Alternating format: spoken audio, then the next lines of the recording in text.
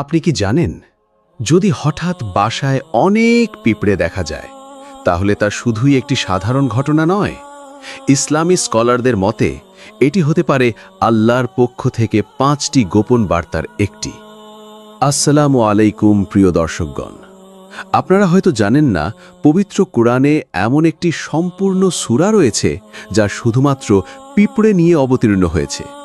সূরাটির নাম সূরা নামাল, যার অর্থই হচ্ছে পিঁপড়ে। কল্পনা করুন কতটা গুরুত্বপূর্ণ হলে আল্লাহ তাআলা একটি ছোট্ট প্রাণীর নামে একটি পূর্ণাঙ্গ সূরা নাজিল করেন। তাহলে প্রশ্ন হচ্ছে, এই ক্ষুদ্র পিঁপড়ে কি বার্তা দেয় আমাদের? কেন ইসলামে বাসার ভেতরে পিঁপড়ে হত্যা নিরুৎসাহিত করা হয়েছে? নবী সুলাইমান আলাইহিস সালামের সঙ্গে পিঁপড়েদের একটি অবাক করা ঘটনা রয়েছে যা প্রতিটি মুসলমানের জানা প্রয়োজন। এই ঘটনা শুধু শিক্ষা নয়, বরং ঈমান বৃদ্ধির এক অনন্য উৎস হতে পারে। আজকের এই ভিডিওতে আমরা জানব, বাসায় পিঁপড়ে দেখা দিলে কী বার্তা লুকিয়ে থাকতে পারে। সূরা নামালের পিঁপড়ে নিয়ে আল্লাহর বিশাল শিক্ষা, নবী সুলাইমান আলাইহিস সালাম ও পিঁপড়ের অসাধারণ কাহিনী, এবং কেন ইসলাম আমাদের শেখায় এই ছোট প্রাণীগুলোকেও গুরুত্ব দিতে। ইনশাআল্লাহ গল্পের শেষে আপনি বুঝতে পারবেন কেন এই ছোট্ট পিঁপড়ে আল্লাহর দৃষ্টিতে এত গুরুত্বপূর্ণ এবং এর পেছনে লুকানো রহস্য কি। চলুন শুরু করা যাক। এক বিস্ময়কর ঘটনা নবী সুলাইমান আলাইসাল্লামের জীবন থেকে। একদিন নবী সুলাইমান আলাইসাল্লাম নদীর পাড়ে বসে আল্লাহর জিকিরে গভীর মনোযোগে মগ্ন ছিলেন। হঠাৎ তিনি লক্ষ্য করলেন একটি ছোট্ট পিঁপড়ে তার মুখে সামান্য খাবার নিয়ে নদীর দিকে যাচ্ছে। সে ধীরে ধীরে অত্যন্ত সতর্কভাবে নদীর কিনারায় এসে থামল। নবী সুলাইমান আলাইসাল্লাম আগ্রহ ভরে সে দৃশ্য অবলোকন করছিলেন। ঠিক তখনই নদীর পানি থেকে হঠাৎ একটি ব্যাঙ ভেসে উঠল এবং ধীরে ধীরে তার মুখ খুলল।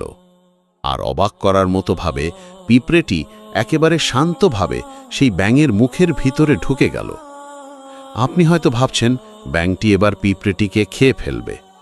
নবী সুলাইমান আলাইসাল্লামের মনেও প্রথমে তেমনটাই আশঙ্কা জেগেছিল, কিন্তু পরবর্তী দৃশ্য ছিল আরও বিস্ময়কর।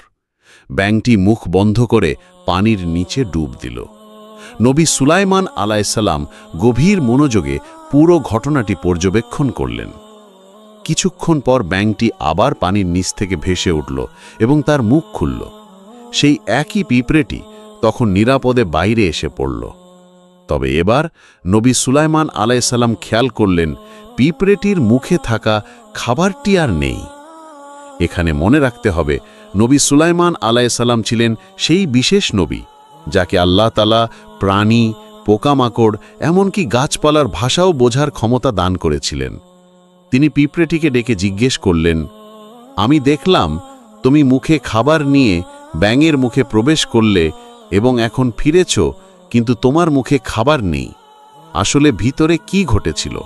পিঁপড়েটি বিনয়ের সঙ্গে জবাব দিল, হে আল্লাহর প্রিয় নবী, আমি প্রতিদিন নদীর নিচে একটি পাথরের নিচে যাই। আল্লাহর কুদরতের এক অনন্য নিদর্শন পিঁপড়ে, ব্যাঙ এবং সেই অদৃশ্য পোকা। পিঁপড়েটি নবী সুলাইমান আলাইহিসসালামকে বিনয়ের সঙ্গে বলতে লাগল, হে আল্লাহর নবী, নদীর নিচে এক পাথরের নিচে একটি ছোট্ট কৃমি বাস করে। আল্লাহ তাআলা তাকে এমন এক জায়গায় সৃষ্টি করেছেন যেখানে সে নিজে চলতে পারে না, এমনকি নিজের খাবার জোগাড় করাও তার পক্ষে অসম্ভব। সে বাইরেও আসতে পারে না। পিঁপড়েটি বলল, আল্লাহ আমাকে প্রতিদিন তার জন্য খাবার পৌঁছে দেওয়ার দায়িত্ব দিয়েছেন, আর এই দায়িত্ব পালনে যেন আমি নিরাপদে পৌঁছাতে পারি সেজন্য তিনি একটি ব্যাঙকেও নিয়োজিত করেছেন। ব্যাঙটি আমাকে মুখে করে পানির নিচে নিয়ে যায়। আমি যখন পাথরের নিচে পৌঁছাই তখন মুখে রাখা খাবারটি সেই ক্ষুদ্র কৃমিটির সামনে রেখে আসি। সে তা খেয়ে পরিপূর্ণ তৃপ্ত হয়। এরপর ব্যাঙটি আবার আমাকে নিরাপদে নদীর তীরে ফিরিয়ে নিয়ে আসে। নবী সুলাইমান বিস্মিত হয়ে জিজ্ঞেস করলেন, তুমি যখন ওই কৃমিটিকে খাবার দাও তখন কি সে কিছু বলে? পিঁপড়েটি বলল, জি হ্যাঁ, হে আল্লাহর রাসূল, সে সব সময় একটি কথা বলে যা শুনলে হৃদয় কেঁপে ওঠে। সে বলে, রহমতশীল ও রিজিকদাতা আল্লাহ, যিনি আমাকে এই গহন পানির নিচেও ভুলে যাননি, তিনি কিভাবে সেই মানব জাতিকে ভুলে যাবেন যাদের তিনি নিজের হাতেই সৃষ্টি করে শ্রেষ্ঠত্ব দিয়েছেন? এই কথা শুনে নবী সুলাইমান আলাইহিসসালাম আবেগে বিহ্বল হয়ে গেলেন। সত্যি আল্লাহর রহমত কত বিশাল! তিনি তার কোনো সৃষ্টি যতই ছোট বা লুকানো হোক না কেন, তাকে রিজিক দিতে কখনো ভুলে যান না। আরও একটি ঘটনার কথা বলা আছে পবিত্র কুরআনে। একদিন নবী সুলাইমান আলাইহিসসালাম তার বিশাল বাহিনী নিয়ে অগ্রসর হচ্ছিলেন।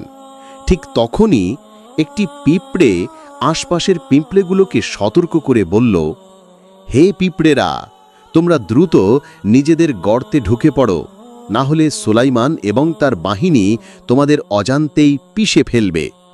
নবী সুলাইমান আলাইহিসসালাম সেই পিঁপড়ের কথা শুনলেন এবং মুচকি হেসে আল্লাহর কাছে শুকরিয়া আদায় করে বললেন, হে আমার প্রভু, আপনি যেহেতু আমাকে এই ক্ষুদ্র প্রাণীর ভাষা বোঝার ক্ষমতা দিয়েছেন, অনুগ্রহ করে আমাকে আপনার সৃষ্টি জাতির প্রতি সদাচরণ ও ন্যায়পরায়ণ থাকার তৌফিক দিন। প্রিয় দর্শক, এই ঘটনাগুলো আমাদের একটি গভীর শিক্ষা দেয়। আল্লাহ তাআলা কারো রিজিক দেওয়া থেকে বিরত থাকেন না।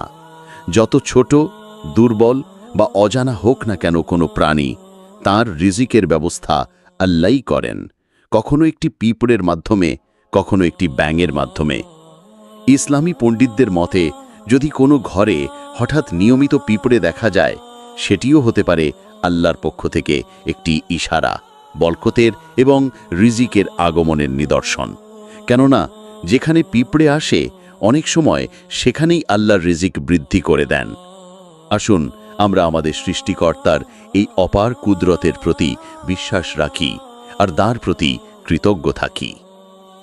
পিঁপড়ের উপস্থিতি বিরক্তি নয়, বরং বরকতের নিদর্শন। প্রিয় দর্শক, আমরা অনেক সময় ঘরে পিঁপড়ে দেখলেই বিরক্ত হই, ভাবি কিভাবে মেরে ফেলব কিংবা কোন কীটনাশক ব্যবহার করব। অথচ ইসলামী দৃষ্টিভঙ্গি ও প্রাচীন বিশ্বাস অনুযায়ী ঘরে পিঁপড়ের উপস্থিতি সবসময় খারাপ কিছু বোঝায় না, বরং এটি হতে পারে এক মহান ইশারা, আল্লাহর পক্ষ থেকে আশার বার্তা। ঘরে পিঁপড়ে দেখা গেলে কি বোঝা যায়? পিঁপড়ে যদি নিজে থেকেই ঘরে আসতে শুরু করে, বিশেষ করে তারা যদি সংগঠিতভাবে চলাফেরা করে, তাহলে অনেক সময় তা রিজিক, বরকত ও অর্থনৈতিক স্বস্তির ইঙ্গিত দেয়। আপনি যদি দেখেন পিঁপড়ে ডিম বহন করছে, তাহলে এটিকে অত্যন্ত শুভ লক্ষণ মনে করা হয়। এটি রিজিক বৃদ্ধির ও শান্তিময় জীবনের ইঙ্গিত। যদি কালো পিঁপড়ে দেখা যায় আপনার চাল বা খাবার সংরক্ষণের জায়গা থেকে বের হতে, তবে এটিও একটি গুরুত্বপূর্ণ ইশারা। এটি হতে পারে হঠাৎ আর্থিক লাভ, পুরনো পাওনা ফিরে পাওয়া বা কোনো অব্যাহত আশা পূরণের নিদর্শন। আপনি যদি দেখেন পিঁপড়ে ঘুরছে গয়নার বাক্সে, তাহলে প্রাচীন বিশ্বাস অনুযায়ী এটি ইঙ্গিত করে আপনি শিগগিরই স্বর্ণ, দামি অলংকার বা মূল্যবান কিছু পেতে পারেন। অনেকের অভিজ্ঞতায় এমন ঘটনার পর সত্যিই আর্থিক প্রাচুর্য এসেছে। পিঁপড়ে আর দিক নির্দেশনা।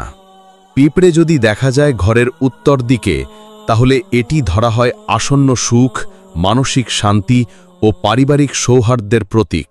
ইসলামী ব্যাখ্যায় উত্তর দিককে শুভ ও বরকতময় বলা হয়েছে। আর যদি ঘরের পশ্চিম পাশে পিঁপড়ে চলাফেরা করতে দেখা যায়, তখন একে অনেক সময় ইঙ্গিত হিসেবে ধরা হয় বিদেশ ভ্রমণ, নতুন সুযোগ বা উন্নত ভবিষ্যতের শুরুর ইঙ্গিত। তবে একটি কথা সবসময় মনে রাখা উচিত, আমরা অনেক সময় না জেনে পিঁপড়েদের নির্মমভাবে মেরে ফেলি, অথচ যতক্ষণ না তারা বিষাক্ত, ক্ষতিকর কিংবা আমাদের খাবার নষ্ট করছে, ততক্ষণ তাদের হত্যা ইসলামী দৃষ্টিতে নিরুৎসাহিত করা হয়েছে। কারণ তারাও আমাদের মতোই আল্লাহর সৃষ্ট প্রাণী, তাদের রিজিকও তিনিই দেন। পিঁপড়ের দোয়া এক হৃদয় ছোঁয়া ঘটনা নবী সুলাইমান আলাইহিসসালামের যুগ থেকে। একটি প্রামাণ্য ইসলামী বর্ণনা অনুযায়ী একবার নবী সুলাইমান আলাইহিসসালাম কিছু মানুষকে নিয়ে বৃষ্টির জন্য দোয়া করতে বের হয়েছিলেন।